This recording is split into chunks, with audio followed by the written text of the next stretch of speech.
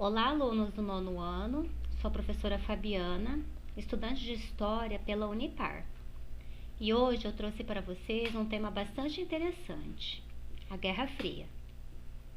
Como vocês sabem, pois estudaram o tema Segunda Guerra Mundial no oitavo ano, em 1945, Alemanha e Japão se renderam.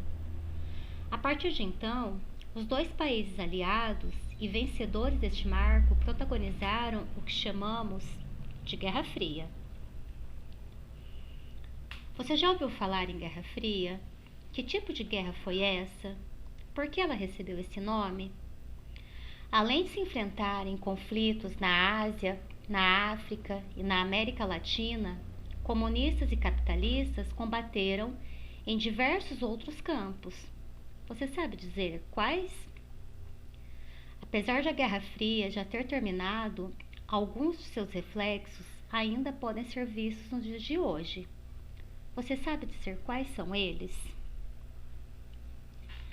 A Segunda Guerra Mundial, que aconteceu de 1939 a 1945, deixou um fantasma de destruição e morte, sendo o maior conflito vivido até então pela humanidade.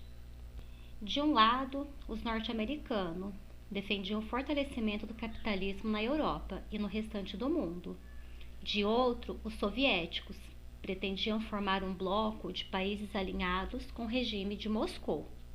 Tudo parecia que aconteceria a Terceira Guerra Mundial, muito mais destruidora que a anterior.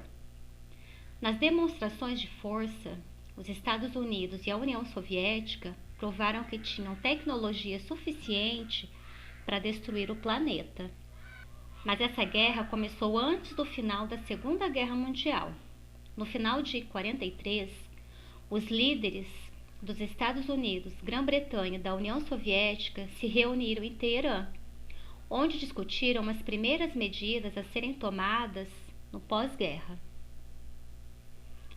Mais tarde, em fevereiro de 1945, esses chefes de Estado se reencontraram em Alta, pois era necessário definir um novo equilíbrio de forças.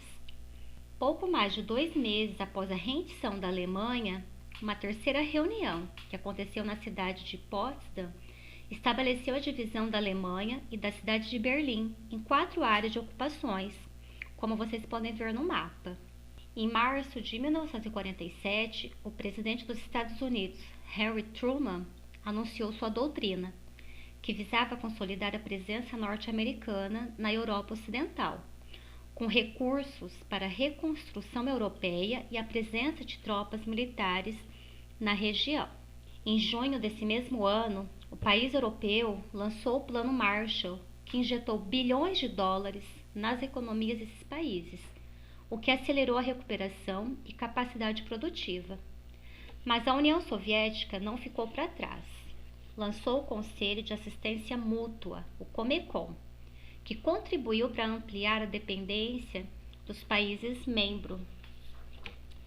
Em outubro de 1949, Estados Unidos, Canadá, Grã-Bretanha, França e outros países europeus fundaram a Organização do Tratado do Atlântico Norte, a OTAN, que previa cooperação militar entre eles. A resposta soviética veio em 14 de maio daquele ano. Os países socialistas fundaram o Pacto de Varsóvia, que tinha objetivos parecidos com os da OTAN. Os dois países não se limitavam em disputar somente a hegemonia política, econômica e ideológica. A corrida espacial e a defesa militar por satélites levaram a Guerra Fria ao espaço com os lançamentos de satélites artificiais e até o homem à Lua.